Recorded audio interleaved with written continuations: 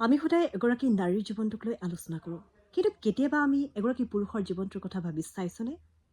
নিজৰ পিতৃ মাতৃ, নিজৰ পত্নীগৰাকী, নিজৰ সন্তানকেইটা বা নিজৰ আপোন পৰিয়ালটোৰ মুখত সকলোৰে মুখত হাঁহি বিৰিঙাবলৈ এগৰাকী পুৰুষে কিমানখিনি কষ্টৰ কাম কৰিবলগীয়া হয় কেতিয়াবা। সকলো পুৰুষৰ জীৱনটো ইমানো সহজ নহয়। কেতিয়াবা যদি এগৰাকী পুৰুষে কোনো কাম নাপাই ঘৰতে বহি থাকে, বিভিন্ন লোকৰ পৰা বিভিন্ন টৰ্চাৰ, বিভিন্ন কথা, যি কথাই আচলতে মানসিক চাপৰ সৃষ্টি কৰিব পাৰে, তেনেকুৱা ধৰণৰ কথা শুনিবলগীয়া হয়। কেতিয়াবা যদি কৰি থকা কামটো এগৰাকী পুৰুষে হেৰুৱাই পেলায়, তেতিয়াও বিভিন্ন লোকৰ পৰা বিভিন্ন কথা শুনিবলগীয়া হয়। কেতিয়াবা এগৰাকী পুৰুষ যদিহে কামৰ বাবে বা নিজৰ ইনকাম বা উপাৰ্জনৰ বাবে ঘৰখনৰ বাহিৰলৈ ওলাই নাযায়, তেনেহ'লে বহু লোকৰে পৰিয়ালত হয়তো চৌকাত ভাত নিসিজে, বহু লোকৰ মুখত হয়তো হাঁহি নিবিৰিঙে। আৰু এটা উদাহৰণ জল পটপটকৈ ওলাইয়ে আছে।